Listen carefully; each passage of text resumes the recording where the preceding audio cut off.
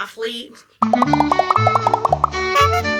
Hello everyone and welcome back to my channel. My name is Kelby. I run a small business called Snailboat Studio where I sell crocheted plushies and tapestries as well as art that I've made because I'm one of those multi-creative kind of guys. Because I have ADHD and I can't just pick one. Anyway, today's video will be a tutorial on how to add crocheted sleeves to a garment. And I made one of these in last week's video. If you have not seen that video already, you're welcome to go ahead and check that out. I'll still be here when you're done. This week's video, I will be crocheting some sleeves for a hoodie. You can use pretty much any shirt that you can possibly think of as long as it's not one of those shirts that the fabric is really stretchy and thin on. I would recommend a thicker cotton unisex t-shirt if you're going for a t-shirt, or a hoodie or a long sleeve, something that has some stability. Crocheted wearables can be pretty heavy. Because this is more of a freeform and preference-based project, we'll be going through how to start the sleeve and different ways to finish the sleeve. This is a really good project to use up your scrap yarn or any yarn that you've just had sitting around your house that you have no idea what to do with. This is also a really great last minute gift to make for someone if they have an old t-shirt that they really love and they love custom things or handmade gifts. I, for one, am a huge customizer when it comes to things in my life, which is why I love this project so much. You can get it done in just a few hours. I think this most recent one took me about 6 hours to make, which for a crochet wearable is pretty fast, I would say. But before we begin our tutorial, if you're new to the channel and you like crochet and craft projects and silly vibes, please feel free to subscribe. I'd love to have you here. Now let the tutorial begin! The materials we need for this project are relatively simple. You'll need your garment of choice. You'll also need some scissors and a tapestry needle that is sharp enough to go through your garment. You'll need your yarn of choice and a hook that is appropriate to go with your yarn. I went with this Stranger Things hoodie that I wound up thrifting a few weeks ago, which was perfect because I was in the middle of binging my rewatch of Stranger Things before the next season. Let me know in the comments if you're excited for the final season of Stranger Things. I can't wait. So when we are taking our sleeves off of our garment, which is our very first step, we will want to cut below the seam, which means that when you are cutting, make sure that you're not cutting through the seam or over the seam, because that is going to give our sleeves the stability so that they don't rip our garment or fall off or anything.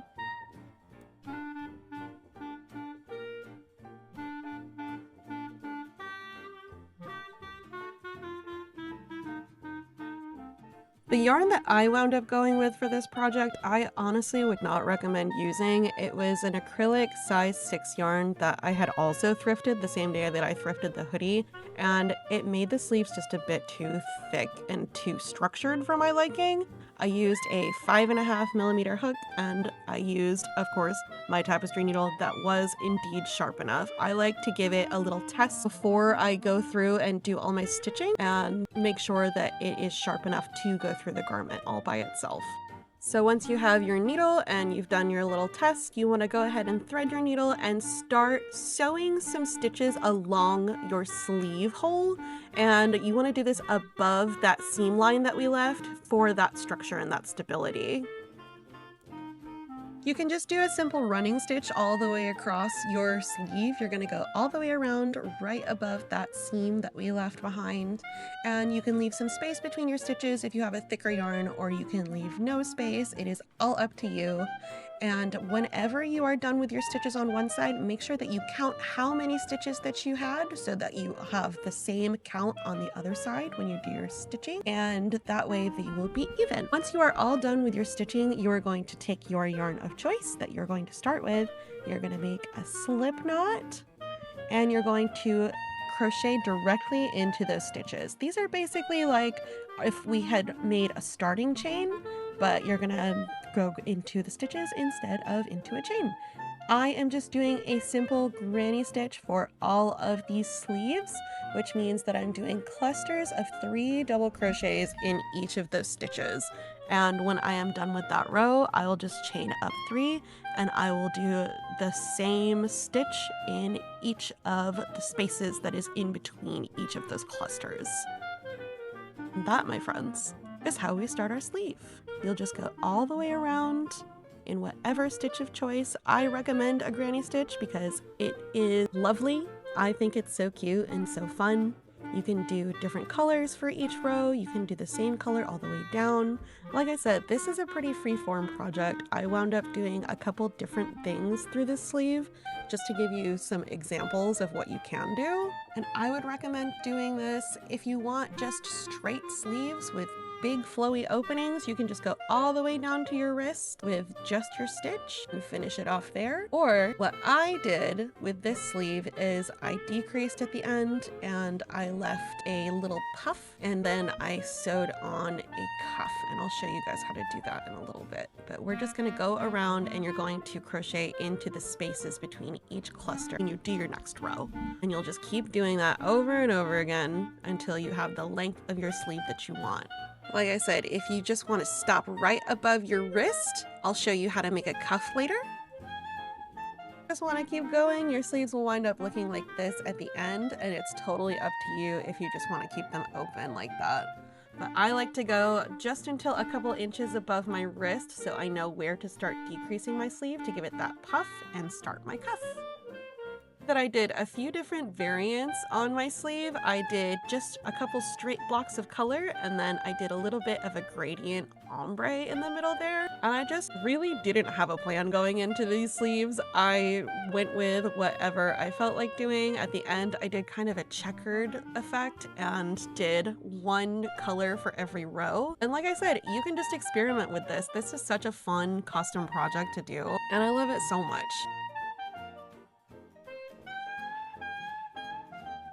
So now that I have my sleeves about where I want them, I'm gonna start decrease. That I decrease with a granny stitch, I literally just do however many granny stitches I want to, and then I do a double crochet decrease. And the way that you'll do that is you'll yarn over and you'll pull through, and you'll pull through the first two loops like you're about to do a double crochet, but then you'll yarn over again and go into the next stitch, and then you'll pull through the first two and then finish it off like you would a normal double crochet, and that is a double crochet decrease. So you'll do that as many times for as many rows as you want until you have the shape and the structure that you want for your sleeve. Or like I said earlier, you can literally just leave it straight and you can have that great big open wide sleeve, but I like the look of the puffy sleeve with the cuff. So now let's learn how to do the cuff. I'm a big fan of making my cuff separately from my sleeve and then sewing it on. So what I do is I take a hook that is usually 1 millimeter down from the size that I'm using for my sleeve. And then I will just make a chain that is as long as I want the cuff to be, as far as from my wrist to the sleeve itself. And then when I am done with that, I will chain up and I will make a half double or double ribbed rectangle. And the way that you do that is you crochet in the back loops only for every row. And then I just continue doing that until it is the size to wrap around my wrist. I don't like it too tight, but I also don't like it too loose. And again, it is all preference. Once I have the length that I like, I sew the ends together to close up the cuff. I do a single crochet along the edge just to get rid of that rough edge and make it a little cleaner. And then you go around and you sew it right to your sleeve.